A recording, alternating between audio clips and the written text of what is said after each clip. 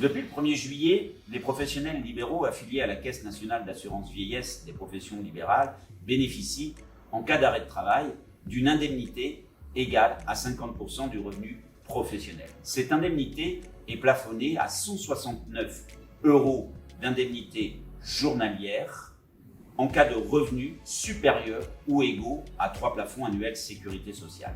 Pour les professionnels libéraux ayant un revenu plus faible mais qui s'acquittent de cette cotisation minimale, l'indemnité est fixée à environ 22 € par jour. Grâce à cette réforme, après un délai de carence de 3 jours, ces professionnels pourront bénéficier d'une indemnité journalière pendant 90 jours en cas d'arrêt de travail. Passé ces 3 mois, rien ne change. Ceux qui bénéficiaient déjà d'indemnités avant la réforme continueront à les percevoir, les autres n'en bénéficieront toujours pas. Pour financer cette réforme, une nouvelle cotisation URSSAF a vu le jour.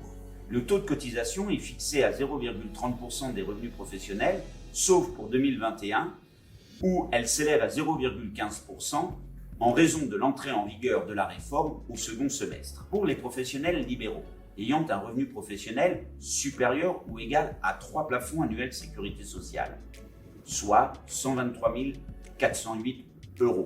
Cette cotisation ne pourra pas être supérieure à 185 € en 2021.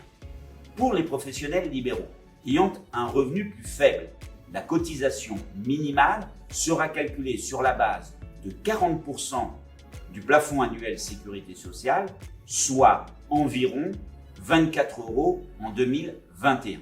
En 2022, année pleine, les cotisations indiquées seront approximativement doublées. Les libéraux doivent rester vigilants s'ils veulent conserver leur niveau de vie en cas d'incapacité temporaire de travail, mais également en cas d'invalidité permanente. Car la prestation versée par leur régime obligatoire reste inférieure au revenu journalier moyen perçu par ce professionnel avant son arrêt de travail. Fort de ce constat, la prévoyance individuelle peut être une réponse intéressante.